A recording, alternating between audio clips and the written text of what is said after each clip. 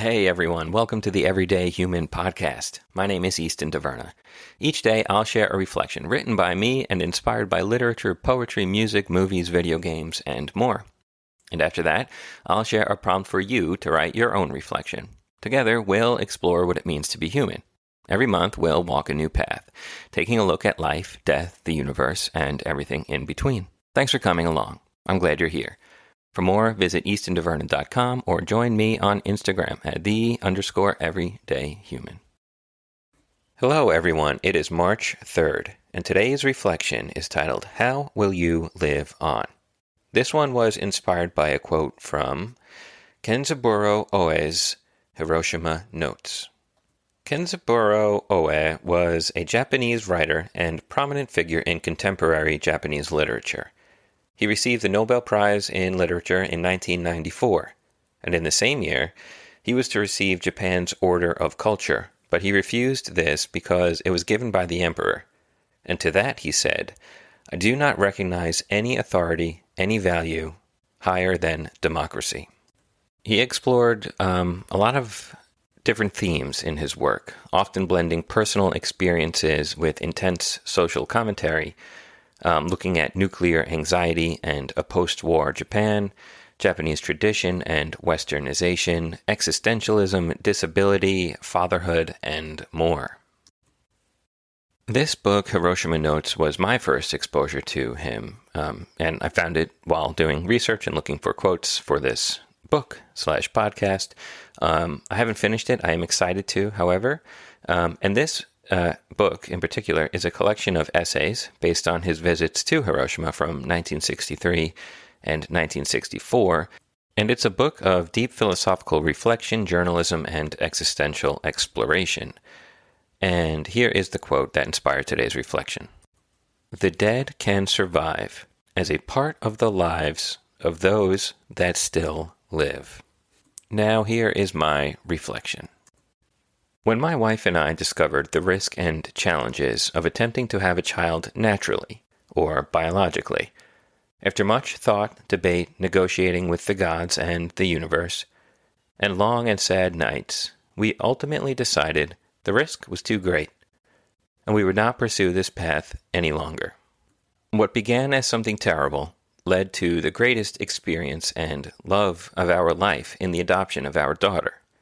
But in those early days following our choice and before the adoption, I struggled with the idea that my genes would die with me, driven by ego, a biological drive to reproduce, or the blunt force of expectations I carried with me most of my life crashing against a harsh reality.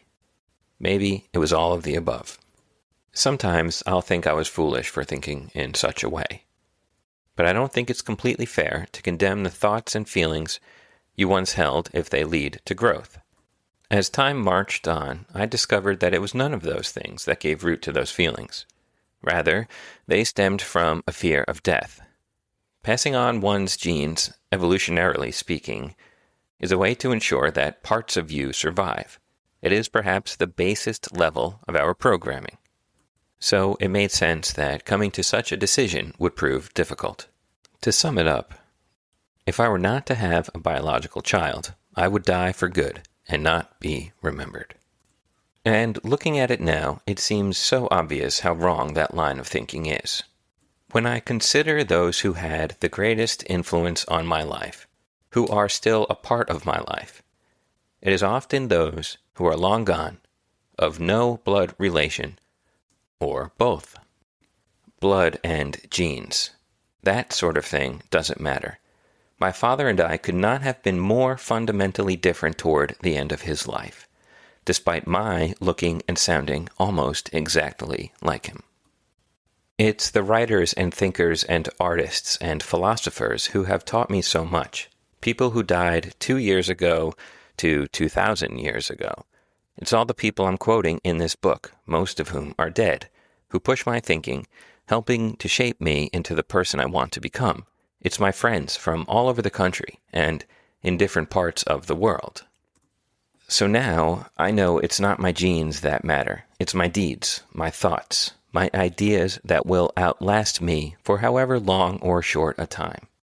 Along with acting with kindness and empathy toward others and care for the world and nature, because it is the right way to live, it is this understanding that drives my action.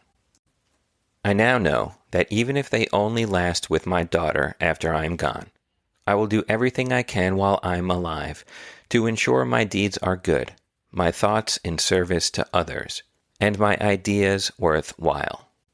Because it is through those that when I am dead, I will survive in those who still live.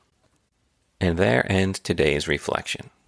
So now in your reflection journal, or notebook, or a napkin, consider the following, or just look out the window, or take a nice walk and ask yourself this.